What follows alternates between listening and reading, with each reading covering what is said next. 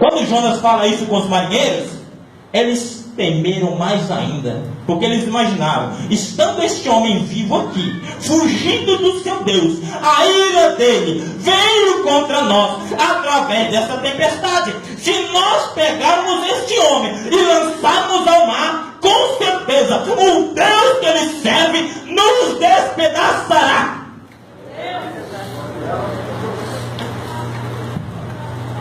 Com certeza.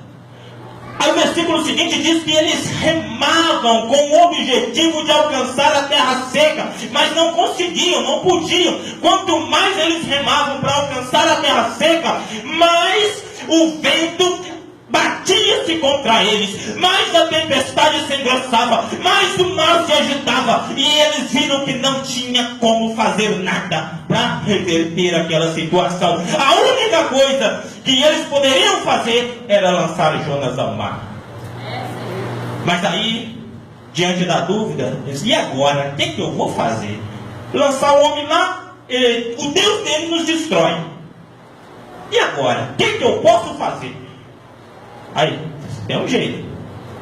Vamos orar o Deus dele. Vamos orar o Deus dele. Ah, mas nós não servimos ao Deus, vamos orar. Eles foram orar o Deus dele. Foram orar o Deus dele. Versículo 14. Então clamaram ao Senhor e disseram: Ah, Senhor, nós te rogamos, não pereçamos por causa da vida deste homem, e não ponha sobre nós o sangue inocente, porque tu, Senhor, fizeste como te aprouve.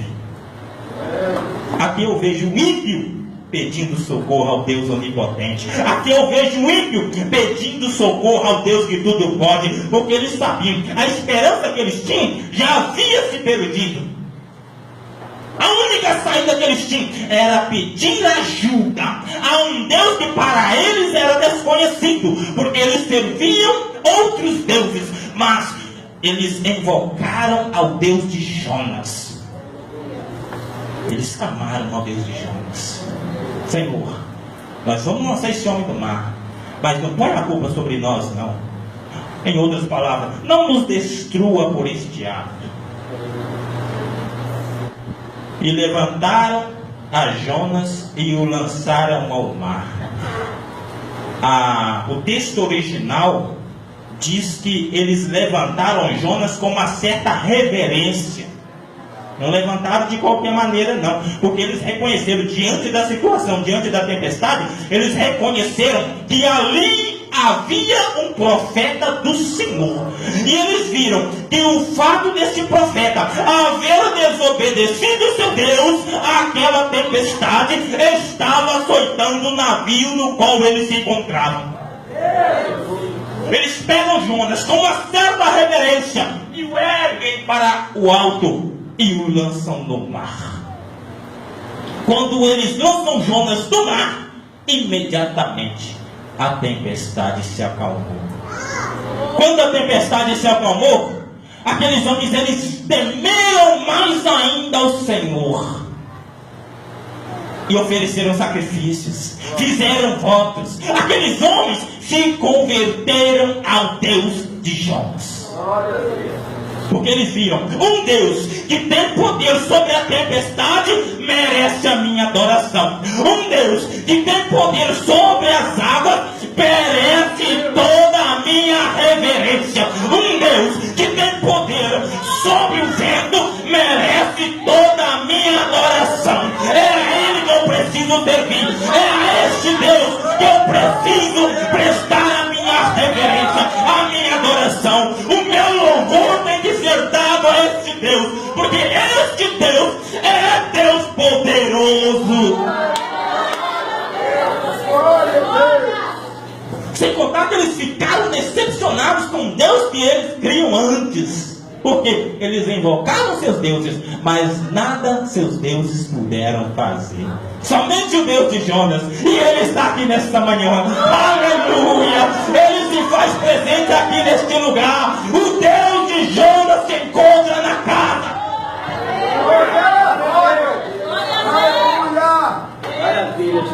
Louvado seja o nosso Deus. Aleluia! no capítulo 2.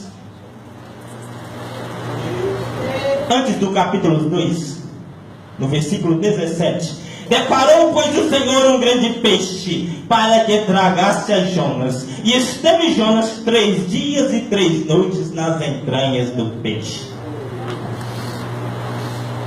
Ele teve uma experiência não muito boa, dentro da barriga de um grande peixe.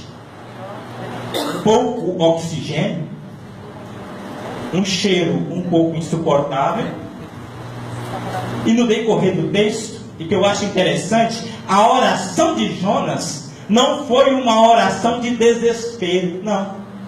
Ele orou já sabendo, primeiro, que Deus estava ouvindo, segundo, que Deus iria atender. Aleluia. Eu aprendo na oração de Jonas. Ele ora agradecendo a Deus. No primeiro versículo diz: e orou Jonas ao Senhor seu Deus das entranhas do peixe, e disse: na angústia que clamei ao Senhor, e ele me respondeu, do ventre do inferno gritei, e tu ouviste a minha voz. Ele estava orando, mas cada palavra que ele dizia, ele sabia que Deus estava ouvindo.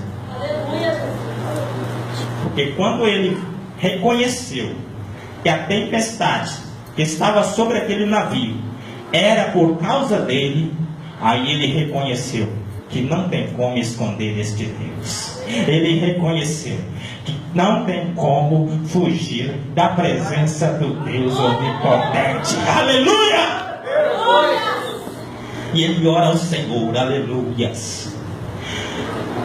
Porque tu me lançaste no profundo do coração dos mares. Ele estava, irmãos, em um lugar que, humanamente falando, não tinha como dizer que ele poderia sair dali com vida. Isto foi um milagre da parte de Deus, aleluia. Ele estava no mar Mediterrâneo, um mar gelado, aleluia. A situação de Jonas ali era uma situação precária. Mesmo assim, ele continuou com a sua confiança em Deus. Ele não perdeu a sua esperança no Deus onipotente. Ele não deixou de adorar ao Deus ao qual ele servia. Verdade, Jesus.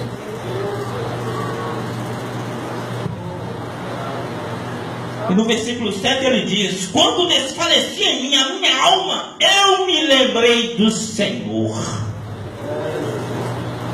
Quando desfalecia em mim a minha alma, a hora que ele pensou assim: não, acabou, não acabou não. O Deus que eu sirvo é poderoso. O Deus que eu sirvo vai me tirar desta situação. Quantas vezes nós esquecemos disso, irmãos?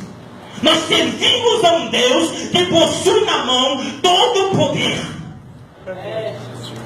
E nos esquecemos deste Deus no momento da dificuldade, no momento que nós mais precisamos do nosso Deus. Dá um branco na nossa cabeça. Nós procuramos vários recursos, mas o nosso Deus muitas das vezes fica de lado. E o crente luta daqui, peleja dali, mas não busca o seu Deus. Enquanto o crente não busca o seu Deus, ele vai continuar na sua dificuldade. Não tem como. Jesus Cristo mesmo disse: sem mim nada podeis fazer. O próprio Jesus falou isso lá no livro de João, no capítulo 16. Sem mim nada podeis fazer. Nada podemos fazer sem o nosso Deus lutando ao nosso favor. Nós, como crentes, somos dependentes deste Deus onipotente. Porque nós sabemos que a nossa luta, quem vai batalhar é o nosso Deus. Aleluia.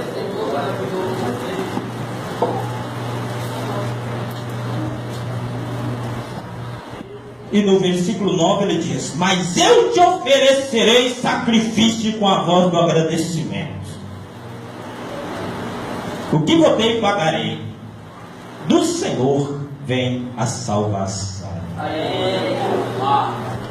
Quando ele reconhece que do Senhor vem a salvação, Sabe o que acontece? Falou, pois, o Senhor ao peixe, e ele vomitou a Jonas na terra. Louvado seja o nosso Deus. Quando ele reconheceu que somente do Senhor vem a salvação, Deus fez um milagre na vida de Jonas. Jonas não sabia quanto tempo ele iria permanecer dentro do